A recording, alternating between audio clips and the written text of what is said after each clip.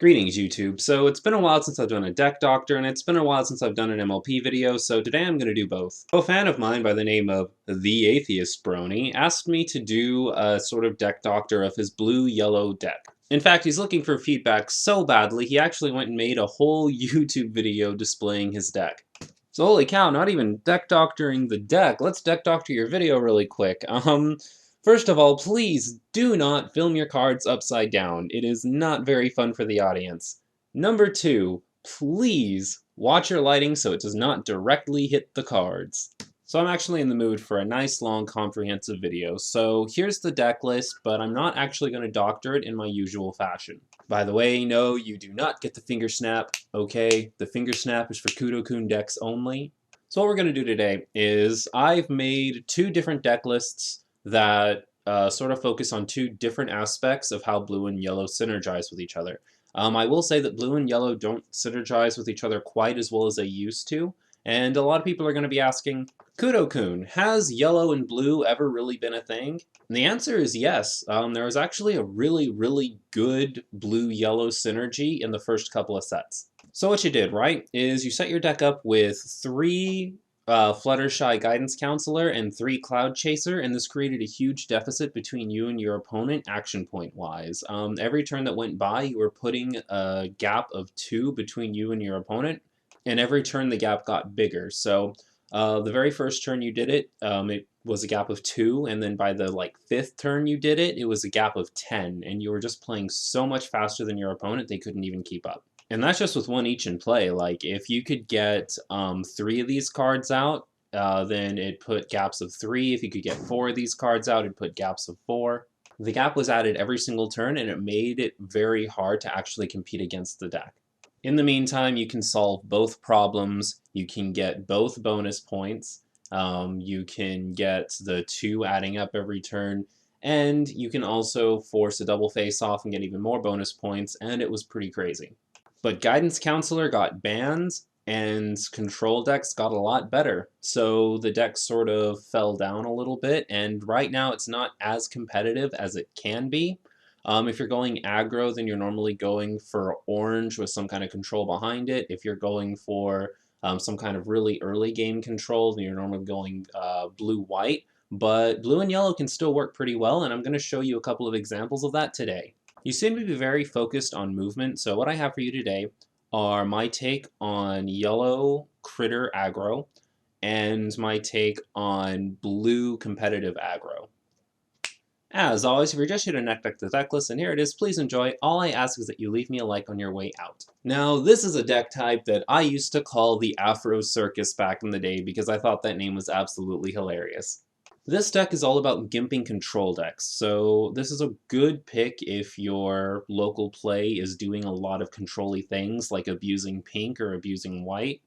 I don't really recommend it too much against other aggro decks, but it does work really well against other aggro decks. It's just not quite as competitive.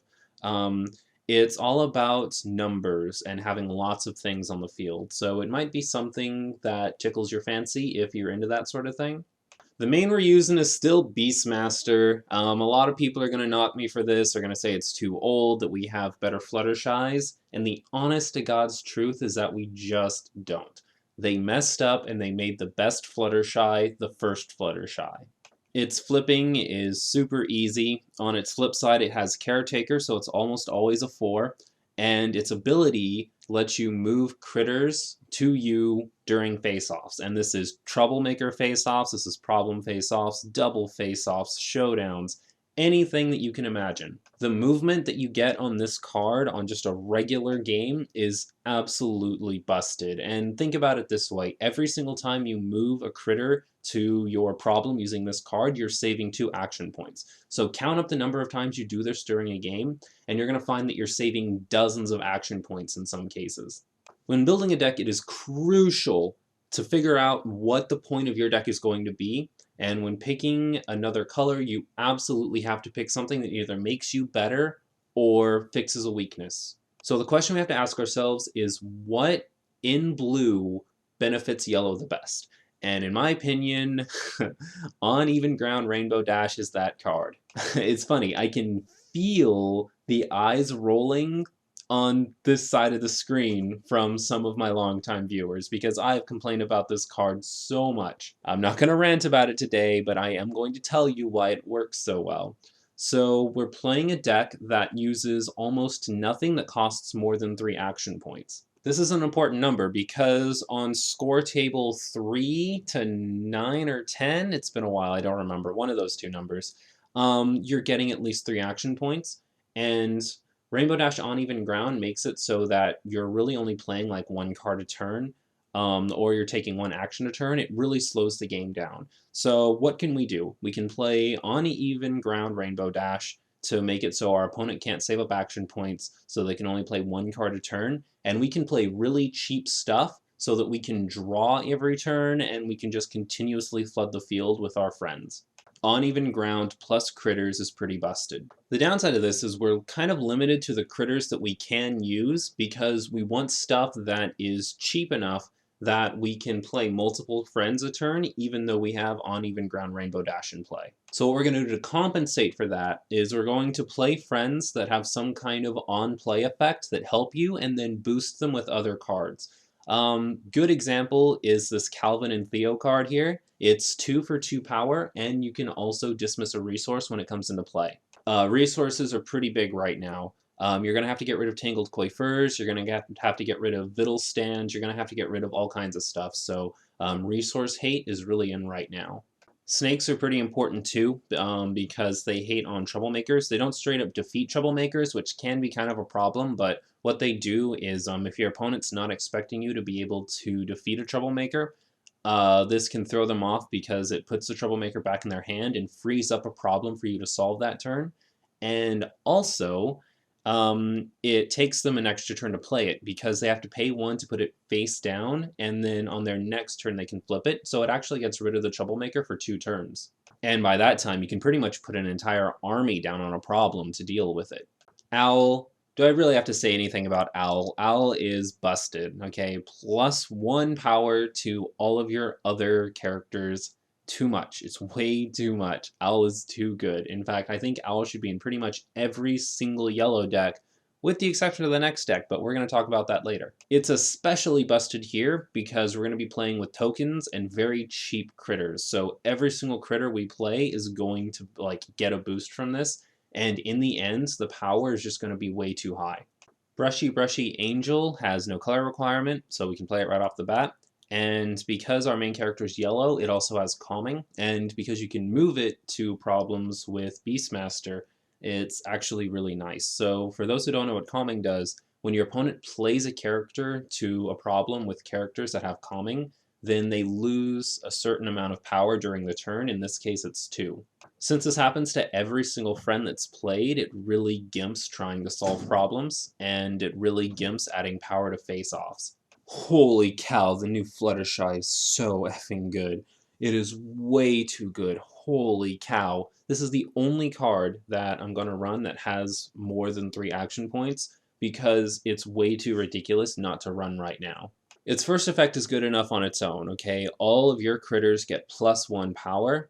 You're getting way too much power off of this because we're using so many different critters, and it all of a sudden makes those snakes and your Alvin and Theo and all of the other critters you have like Owl super important because now they're getting a very reasonable amount of power. The cool thing about running critters is it's almost impossible to run control decks against critters. And here's why. There's just too many critters for them to control one at a time, so pink is really bad. White toll booth decks kind of work, but if you're playing all of your critters from your hands because they're so cheap, then tool booth doesn't really work at all. And purple just doesn't have enough action points to move all of your critters all the time. If you're making all of your critters threats that your opponent has to deal with, there's going to be a breaking point where your opponent just cannot deal with all the critters that it has to, and they're going to get swarmed. But that's not all, friends. Every turn, this thing spits out a 1 power token.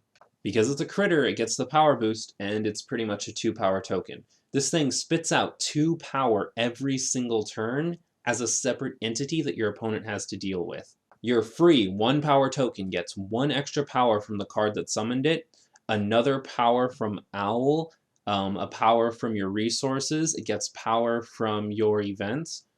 Just having anything free, even if it's only 1 power, is just insane in a deck like this. If you can, get your hands on these cards before they go up in price, because yellow competitive decks are going to be a thing, and this card is going to go up to the $40–50 range, I suspect. Zipper Whirl is important for a couple of reasons. First of all, your critters don't count towards your home limit. That's great. That means we can have all of our tokens in play and they don't count towards anything. We can have all of our backup critters in play and we don't have to get rid of anything. Fluttershy already has a pretty ridiculous home limit, but this just makes it even better. And you can cutie mark it, which is paying 2 to give it a cutie mark, and you can put tokens in play. This card is good for a couple of reasons. Obviously, the no home limit thing is great, and it's also normally the cutie mark things I don't really agree with because you're paying 2 action points to get their effect, so it has to be an effect that's worth 2 action points. But getting 2 1-token creatures in play is very good, especially if you happen to have a leader of the pack out, because that's 4 power you're getting off of those 2 action points. And also, word's kind of out on this, but from what I understand, if your friends get frightened, they lose their cutie marks. So when this flips back up from being unfrightened, you can actually cutie mark it again and get even more tokens. Pretty darn good stuff. The last yellow friend we'll talk about is Animal Allies, Welcome to the Horde. This card is pretty good. I'm only running it at 1 copy because I think if you time it out, you really only need 1 of these. If you're playing against a control deck and this deck is very anti-control, then this is going to be something that they're going to target right off the bat. But if you wait for them to not really have any action points, and you can create a massive problem for them by dropping 1 of these. It has 1 power for every friend you have in play, and keep in mind that counts the tokens. So this thing, it can very easily, with no problem at all, be 3 for 9 to 15 power. That is too much. Some people are going to be arguing that there needs to be more of these, and you might be right. Honestly, if you really like this card, I recommend maybe taking out Calvin and Theo if you find out that you're not fighting against very many resources. Maybe take out the 2 snakes if you just find that troublemakers aren't a big problem for you, and putting more Animal Allies in, because it is a really good card. Obviously, we have our Cloud Chasers. Cannot believe this card hasn't been banned already. So it's 2 for 1 power, but you immediately get that 1 action point back because it takes the cost of the next card you play down by 1 if you exhaust it. And every single turn you use this effect, you're putting a 1-point lead on yourself over your opponent, and it's just too much. It's even better in a deck like this because your opponent is already so limited. If you and your opponent both have 10 action points each, and you play a Rainbow Dash on even ground, your opponent's going to lose those 10 action points, and there is nothing right now in the game that they can do about that. Some people are going to argue that, oh, well, there's this card, or this card gets rid of abilities, or this card gets rid of friends. The problem with Rainbow Dash on even ground is all the cards that would stop it, you can only play on your turn. They're all main phase cards. So if you play a card like Rainbow Dash on even ground, your opponent loses their action points, gets their action points for the turn. They're going to start playing at a disadvantage. And cards like Cloud Chaser that put such a huge gap between you and your opponent action point wise just makes it almost unbearable. Cheese Sandwich, the 2/2 vanilla for color requirements. Really, you could use any 2/2 vanilla here if you want to, but I like Cheese Sandwich because Weird Al Yankovic is a boss. And lastly, for blue, a single winged wonder. People might question why I don't have more of these because they just get so many critters out there. The thing is, there's actually an event that moves critters way better than this card, but the one thing it doesn't do is move any of our blue friends, or our Zipper Whirl, or our Fluttershy. So this card is a really good like tech off if you happen to have a lot of friends in your home that you can't really get moved out there, because this takes care of your friends that aren't critters, if that makes sense. It's pretty rarely useful, and that's why it's only at 1, because you're going to be using critters to win the game. But if you happen to be in a position where you happen to have like 2 cheese sandwiches and 1 Fluttershy, or like 2 Fluttershies and a Zippo Whirl, then you can use this to really quickly get those cards out there too. On to events. Critter Cavalry, it's pretty much 1 for 5 power, and that's why it's here. You can also use it during Troublemaker face-offs, which is pretty broken. We're using 2 Yays here. Some people might question why I would have Yay at 2 and Critter Cavalry at 3, because this is free, the other one costs 1. This would be the more obvious one to have at 3 because you can also get more than 5 off of it. But because it only affects your opponent's problem, it's a little situational and you can't use it during a Troublemaker face-off. Or excuse me, I'm sorry. You can use it for a Troublemaker face-off to help out your side, but if your opponent's fighting one of your Troublemakers, then it doesn't do anything. This is the way I like it personally, but you can feel free to switch out 1 Critter Cavalry for a 3rd Yay. Next up is Stay Quiet the Longest. So here's the thing with the Afro Circus. The Afro Circus actually doesn't work as well in yellow and blue as it does in something like a yellow-white, because one of the points of Afro Circus is to force face-offs using showdowns, and every single time you played a showdown card, you could move a critter. When it gets going, it is absolutely bananas, but unfortunately we can't do the full thing here because blue just doesn't really have any good showdowns. Mainly it's about fighting Troublemakers.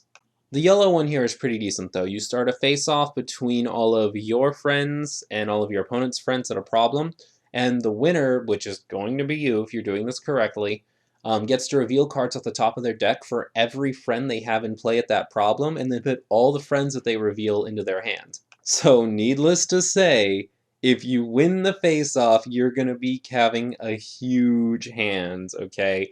Playing one of these can net you up to, I am not kidding here, 10 to 12 friends in one go. And because all of your friends are so cheap, you are going to have your hand played out in just a few turns anyway. So last but oh certainly not least is a Special Connection.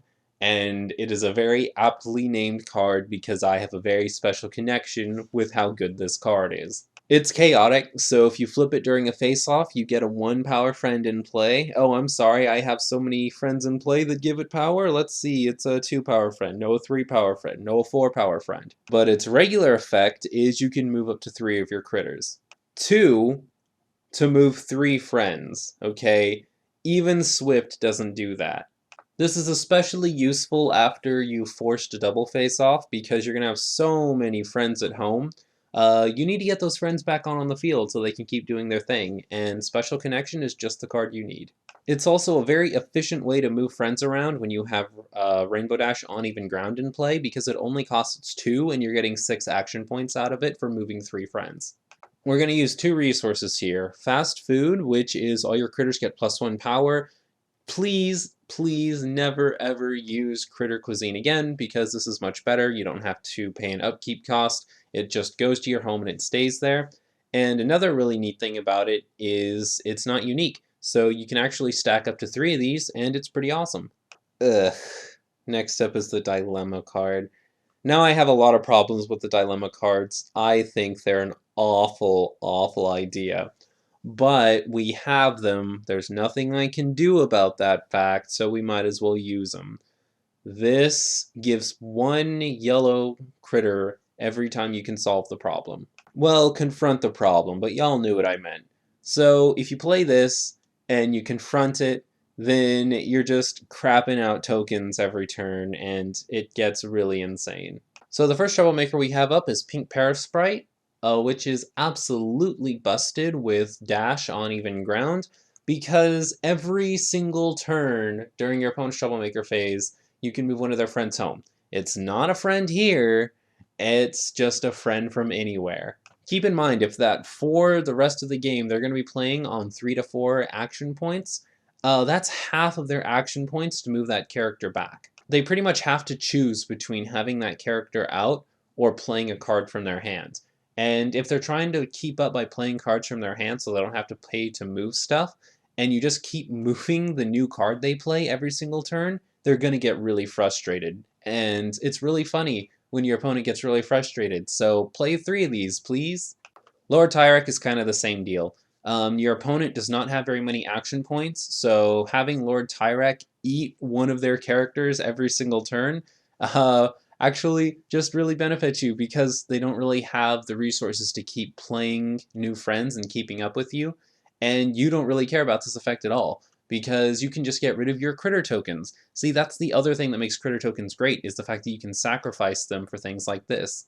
This is also a really good villain for a deck like this because it's really easiest for us to confront, because you can just get rid of a critter token, beat this, and get the 2 points, and then solve the problem and get another point off of that. I don't know if you've heard this or not, but they actually took away getting the bonus points if you're the first to confront a problem, and that really gimps this deck. It just really hurts yellow aggro decks, but having villains that we can beat very easily makes up for it a little bit. My problem deck's pretty lazy, so I'll make this fast. Comforting Critters is our starting problem. Anxious Animals gives us more tokens. Save the Day gives us lots of points. Thorn in his Paw makes your opponent have to pay even more action points they don't have. May the Best Critter Win normally only affects you, and it's a free critter. Opponents flip one less card, so you win more face-offs. Overall, the deck is very good at anti-control, so if you're having problems with control decks, this is the sort of style that you want to go for. And it's also very satisfying to see a whole bunch of cards on the field. Next deck, please. As always, if you deck it, leave a like, yada yada. So this deck is a little more mainstream. It focuses on blue's ability to move, and the yellow aspect comes in the form of this very nice softening mechanic. So when you're working with blue movement, what you have to ask yourself is, what can I move from the other color that's going to benefit me the most? The thing that I chose for this deck is actually the calming effect. What you're going to be doing is you're going to be moving yellow cards that not only have really high power, but also calm your opponent down to a very reasonable level to stop them from confronting problems and controlling face-offs, double face-offs, that kind of thing. It doesn't sound like much, but it's really, really gimping when you play a card that's supposed to have like 4 power and it comes into play at 0 power. So, hullabaloo and howdy do. Musty prawns in Timbuktu. The main we use is Scootaloo. Kick him in the dishpan, woo woo woo. Leave a comment if you get it. So Scootaloo is amazing. Scootaloo is seriously the best main card that I've seen in a long time. You flip her by confronting a problem. That's no big deal. And when she's flipped, every single turn, at the end of your turn, you can move 2 of your friends for free, and you just have to exhaust them afterwards.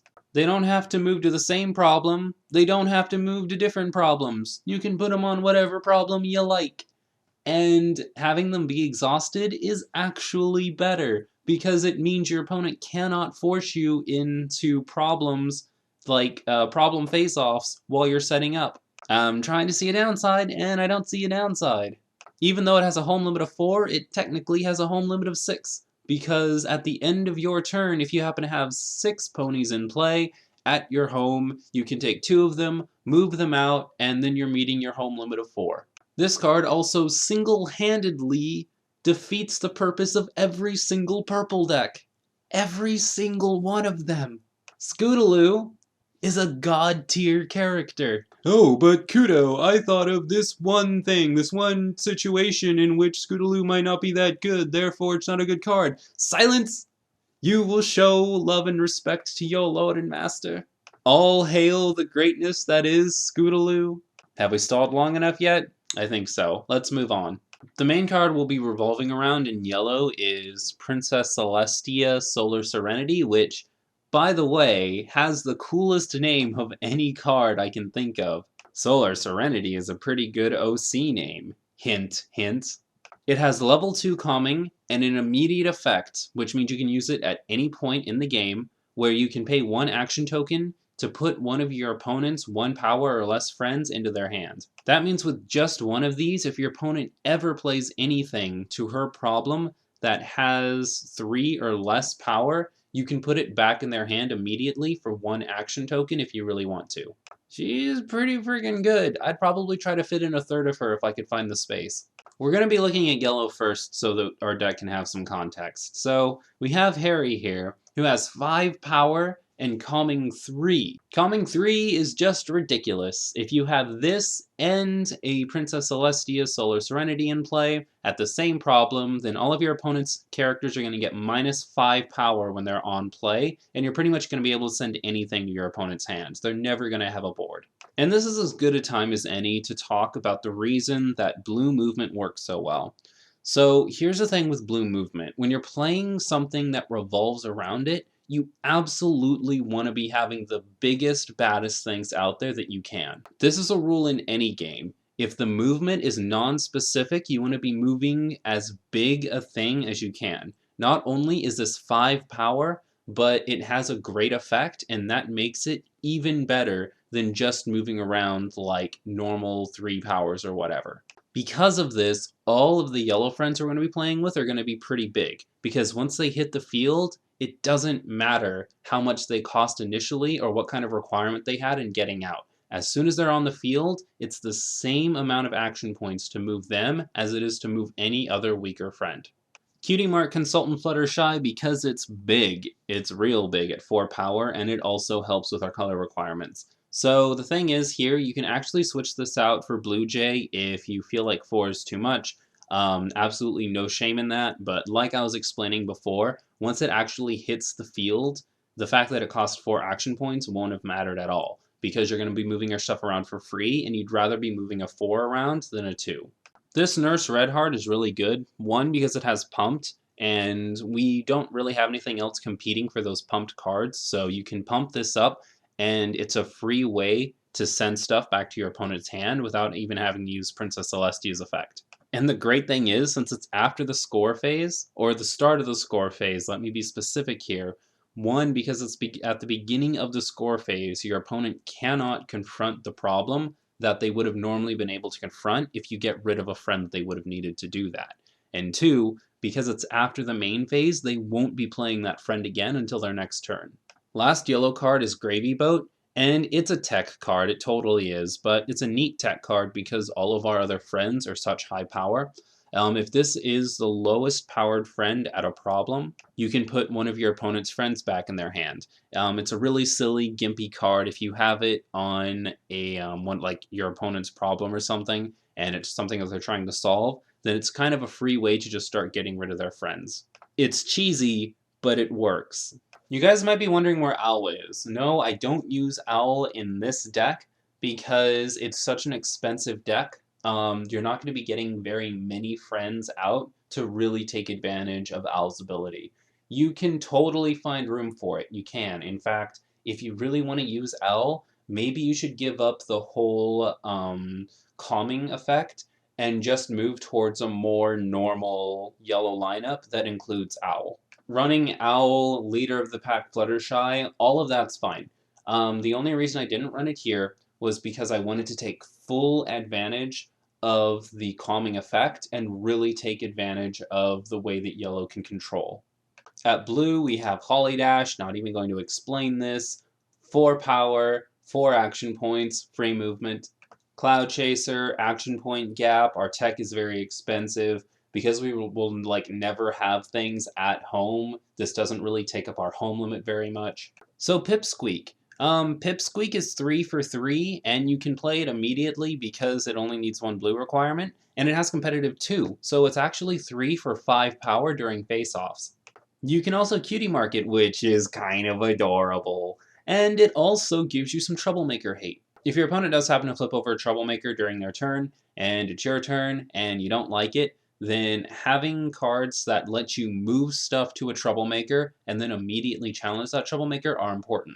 This is 5 action points, but you're getting 5 power out of it, and you're also getting the chance to destroy a troublemaker outside of the troublemaker phase. Shining Armor is so big! He has competitive 3. That's 3 for 7 power during face-offs.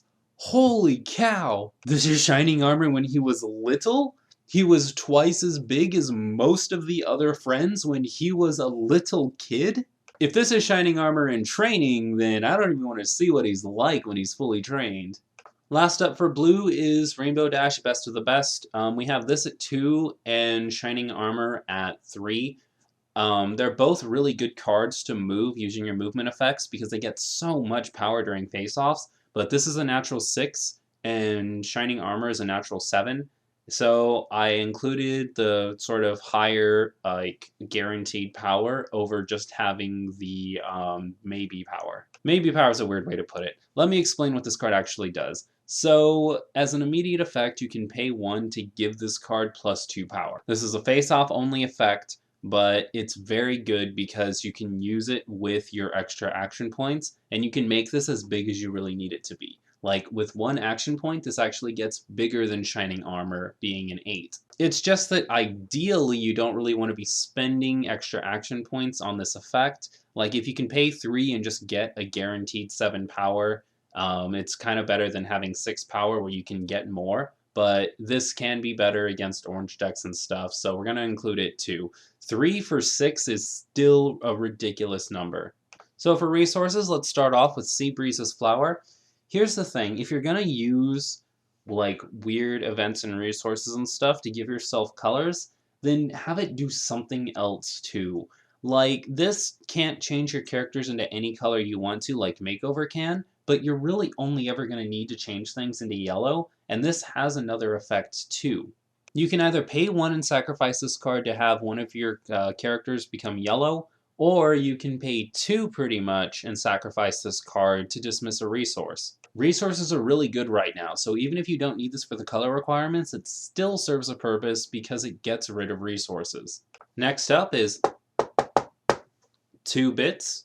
I've actually been seeing this card get some disrespect lately because it's so old and it doesn't seem to do anything anymore, but let me explain something about blue and why blue is so effective. Blue is effective because it gets a lead and then it stops your opponent from getting the lead back. That's its whole thing. You pay 1 and it reduces the cost of a card by 2. That puts a 1-point deficit between you and your opponent, and it adds up. This, on top of Cloud Chaser, is going to net you so many extra action points on top of your opponent having to replay their characters because you keep putting stuff back in their hand. It seems small, but I promise you, I absolutely promise you, little stuff like this adds up in an important game. Bag of Leaflets is the best movement card that blue has right now.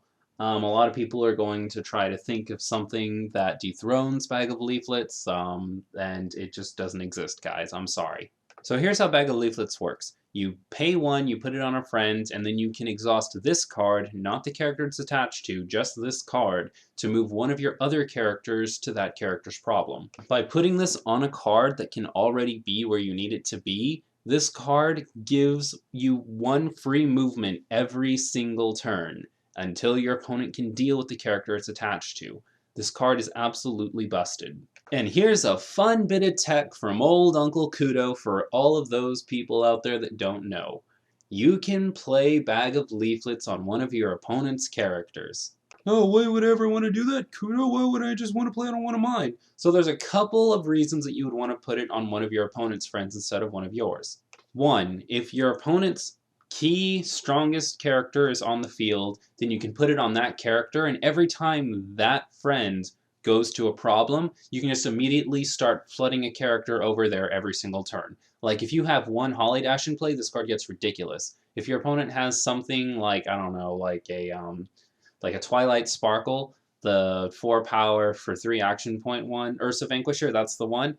If they have something like that in play, you can put it on that, and whenever it moves to a problem, you can just move a Holly Dash over there for free and then move something else. This video is getting way too long for me to explain all of its uses, but trust me, Bag of Leaflets is busted right now. And think of creative ways to use this on your opponent's characters. So Make Way for Breezies is 1 action point to gimp your opponent from playing anything from their hand if they're playing an aggro deck. So for those that are worried about calming, the way that we have it right now, when they're declaring to play the character, its power is counted before calming takes place. So what happens is if they try to play a character that has 3 or more power, this card goes off before calming would go off because they actually have to hit the field and like be attempted to be in play before calming goes off. So this makes it so your opponent can only play characters with 2 or less power to a problem.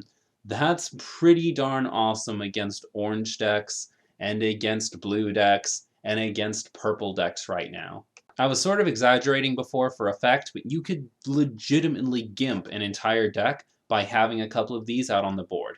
The one problem with them though is because they're attached to a problem, as soon as the problem is solved and the problem flips, this disappears. So try not to play it immediately, okay? Wait for a second until you actually need it, maybe like after the first couple of problems have been solved. So for events, first of all, we have True Friend.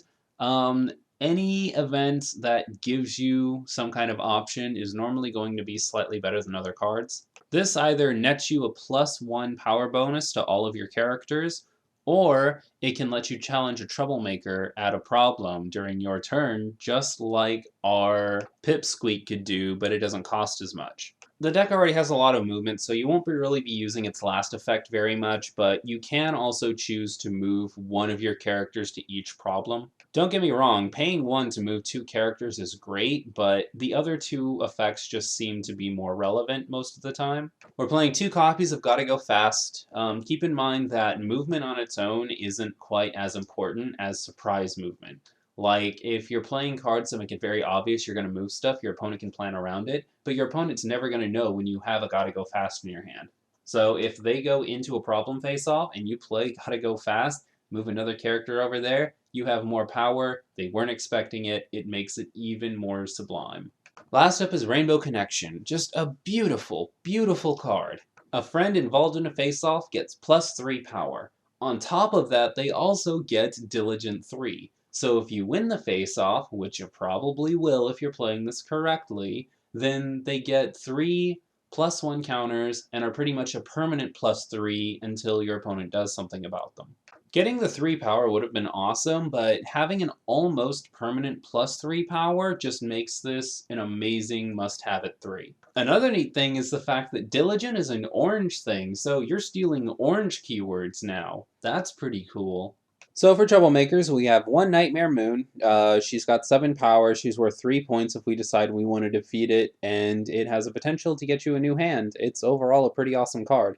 Good for stalling because it gets rid of your opponent's current hand and makes it so that you and your opponent both have to discard a card every turn so their hand size isn't increasing. Pinkie Pie Grump is arguably one of the best early game troublemakers right now because every time either player draws a card, her power goes up by 1. If you get really lucky and you get a Pinkie Grump on one of the problems and you get a Nightmare Moon on the other problem and you happen to flip Pinkie Pie first and then Nightmare Moon, it's actually this really awesome effect because you and your opponent both have to draw 3 cards, so this immediately gets 6 counters. If your opponent doesn't deal with this early, then it just gets so big that your opponent's probably never going to be able to deal with it, so you're pretty much just locking down one of your opponent's problems. Problem deck. This is our starting problem. It's the fastest way to flip Scootaloo. Oh look, it's this one again. This one pretty much gives free Swift. This one moves your main for free. Very helpful seeing as how it does not have Swift. This one gets us a lot more friends and screws over control decks. This one gives us free movement. It also shows us Rainbow Dash's Constipation face. This deck is very good against other aggro decks. It's really hard to try and swarm out this deck, and it's very, very good against the orange meta decks right now. It's not quite as good at dealing with control decks as the other deck, but it's definitely no slouch against a control deck either. Overall, this one's a lot more mainstream and meta-friendly, but, you know, pick and choose which one you personally like playing more. This isn't much of a deck doctor, so I decided to go over all of the cards in your deck list that I didn't include in either deck, and I'd like to talk about them. So honestly, I know why you love the Wildfire combo so much. It's one of the first combos I talked about, and back in the day, it was fire, man. It was really awesome to pull off. But these days, it's just too situational to rely on, especially in really mainstream decks. Honestly, like, even if you were to get 3 of these out and move all 3 of them using a Holly Dash combo, you're really only putting 6 extra power on a problem, and you could honestly just get 7 power by moving a single Shining Armor. It used to be great, but it's just not optimal anymore. Soren is 4 for 6. Either ditch it for Shining Armor, which is 3 for 7, or ditch it for the 3 for 6 Rainbow Dash, who can also boost yourself up. This card's better for meeting the color requirements in other decks than it is in an actual blue deck. In fact, you should probably replace cheese sandwich for this since it has an actual effect. And it's also a critter. There's nothing wrong with this Fluttershy, but it's just not optimal right now. It's only 2 power, and I understand that it only costs 1 action point, but honestly, there's not a deck where this really fits very well. There's no way to guarantee your opponent's going to be flipping more than 1 card, so you would really only have to pay 1 to have neither player flip a card, which is kind of useful in the critter deck because you're not going to be flipping for very much, but at the same time, you could really use the space for other things. It's just too much filler, dude. So here's the ironic thing about this Nurse Redheart. So it's cool that your opponent loses an action point, but in truth, you actually lose an action point too. Because normally you'd be paying 2 to get 2 power, but you're paying 3 for 2 power. So since you're paying an extra action point for 1 less power, and your opponent's losing 1 action point, you're both losing 1 action point, and it's not really an advantage. Since it says each opponent, I guess it'd be pretty decent in team games, but do people really play team games? Because I haven't seen one. Its first effect that drops color requirements is kind of good, but honestly, I think I would rather just stick to Seabreeze's Flower. Seabreeze's Flower also gets rid of resources, and Nurse Redheart does not get rid of resources. So Little Strongheart is a good card. Honestly, it truly is. If you can find room for it in one of the decks, go for it. But it's not a critter, so I didn't put it in the first deck. And the guaranteed power that you get from competitive on Shining Armor and the competitive Rainbow Dash, were sort of better than the hypothetical power from this card, but honestly, it is a really good card. It might actually work really well in the critter variety of this deck, so definitely experiment with it. The 2/2 vanilla is not bad. You could definitely replace the Cutie Mark Consultant with this if you really want to. It's a lot more consistent. It's just once it's on the field, it's better to have it be Cutie Mark Consultant. I understand why you like Blossom so much. Like, I really do. It's a really cool idea for a card, but one thing that you have to consider is that blue and yellow operate off of being as cheap as possible. So Blossom doesn't actually really have a place in blue-yellow. This card is more meant for pulling off really big things that you wouldn't normally be able to play, like the Harmony cards, that's a good one, or Tall Tale, or something that would normally be out of your price range. But blue-yellow cards are really cheap, so there's really no reason to try and make room for this in your deck. Also, this is going to be a little hard to explain, but even though you're paying 1 for 1 power, because its whole effect revolves around it disappearing in order to get the new card, it's kind of like you're paying an extra 1 action point for whatever new card that you play off the top of your deck. Normally the trade-off is you're getting something really expensive and good, but there's not really that trade-off here because there's not much that's really that expensive and that good in blue-yellow. Not in these builds anyway. If you're planning on using this, then I definitely recommend going after some more expensive cards. Kevin's just a vanilla that can be any color he wants to. Why? You don't really need something like this. Or, on the flip side, you could really just replace this with any 2/2 vanilla. Using a card to give all of your characters Swift is good in theory, but honestly, I'd rather just use Kudou's effect than have this card because it frees up a card in our deck. Honestly, in other colors where you don't really have that many action points to work with, like a pink or a white, then this card would actually be pretty decent, but in decks that already have such good movement, it's kind of unnecessary. Move 1 character for free, yawn. Like, the whole reason that I see that you like this card is because you get the free movement, but you have to pay 1 to play the Troublemaker, so you're actually paying 1 for the movement, which you might as well just have like a Gotta Go Fast or something. Like, yeah, it's not worth any points, but it's only got 4 power and it can't get more than 4 power, so it's just going to be really easy for your opponent to kill it. And then it's just not enough, dude. It's really not enough with so many good Troublemakers going around. V-Suit's pretty situational. Honestly, like, there aren't that many situations in which you need all of your characters to be critters. Either run a critter deck or run a not critter deck. Like, there's really not an in-between. In critter decks, it's redundant. In non-critter decks, critters don't have enough of an advantage for it to really gain an effect anyway. The only time I'd say ever use this is if you're using Beastmaster Fluttershy and also maybe an orange deck, because you can make your really big, powerful orange characters critters and move them with Beastmaster's effect. But we're not doing that, so Makeover's garbage unless you're running a Prism deck or a Harmony deck. Please never use this card again.